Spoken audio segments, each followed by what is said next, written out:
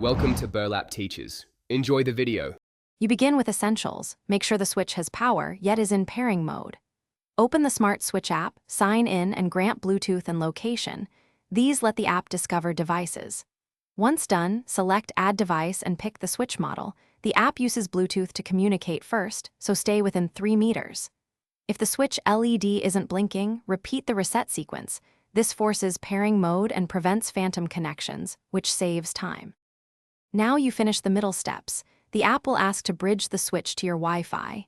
Choose the 4 GHz SSID. This band offers broader range and device compatibility.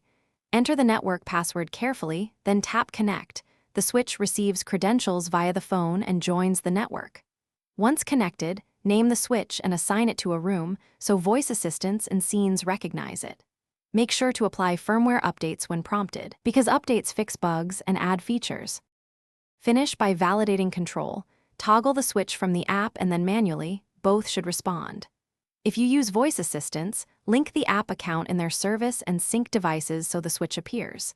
Make sure automations and schedules are set, and that firmware is up to date. If something goes wrong, try this one key tip.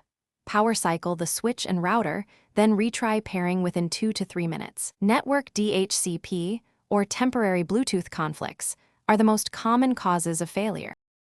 Thanks for watching. Consider subscribing if this video helped you.